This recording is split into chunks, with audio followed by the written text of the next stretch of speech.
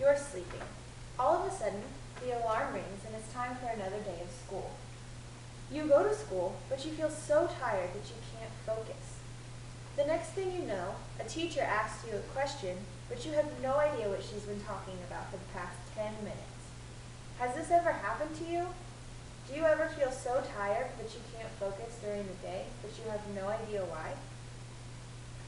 My name is Sarah Wooten, and today I'm going to share with you how sleep disorders affect the behavior of students in the classroom. First, I'm going to describe the basic needs of children while they sleep. Second, I will describe 3 sleep disorders. And lastly, I will describe the behavioral difficulties that go along with these sleep disorders. Sleep is essential to good health, just like exercise and proper nutrition. It helps with disease resistance, injury prevention, clarity of thought, and stability of mood. It is known as the nutrition for the brain. On average, children need about 9 hours of sleep each night. Most of the time, as children are growing up, their parents give them a proper bedtime and make sure they have a good amount of sleep each night. But as they reach adolescence, they want to stay up later, they want to have a TV in their room, or they want to sleep in on the weekends. And all of these things can contribute to the fact that they have poor sleep quality at night and can cause problems in their behavior during school. Now that I've talked about some basic needs of sleep, I'm going to describe 3 sleep disorders: sleep apnea, insomnia, and narcolepsy.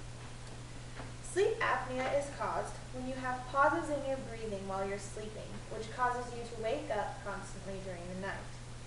It results in poor sleep quality, which can make you tired throughout the day. Insomnia is caused by one of the following: trouble falling asleep, waking up several times during the night with having a hard time falling asleep after that, or unrefreshing sleep even after 7 to 8 hours. This can result in excessive sleepiness or fatigue, trouble thinking clearly or staying focused, or feeling depressed or irritable during the day. Insomnia is not defined by the amount of hours that you sleep each night. The last sleep disorder is narcolepsy. Narcolepsy is when you have all of a sudden you feel so tired that you can't control it anymore. You just fall asleep. A lot of times this will happen to students as they were in the middle of lessons or at lunch at school or at recess, and can happen at home when they're playing a game with their family, or they just all of a sudden they feel this overwhelming fatigue and they can no longer control it and they just fall asleep. And sometimes this can even result in them being temporarily paralyzed. And for obvious reasons, this can cause problems during their school day, as they can lose part of their lessons as they fall asleep or have less time doing their schoolwork. Now that I've described some of the sleep disorders that result in children, I will briefly describe some of the behavioral difficulties that accompany these. First is a difficulty staying awake, which is the most common one amongst students. As they have poor quality sleeping, they have a hard time staying awake in class the next day. It also results in decreased concentration and academic performance, as well as behavioral difficulties and hyperactivity.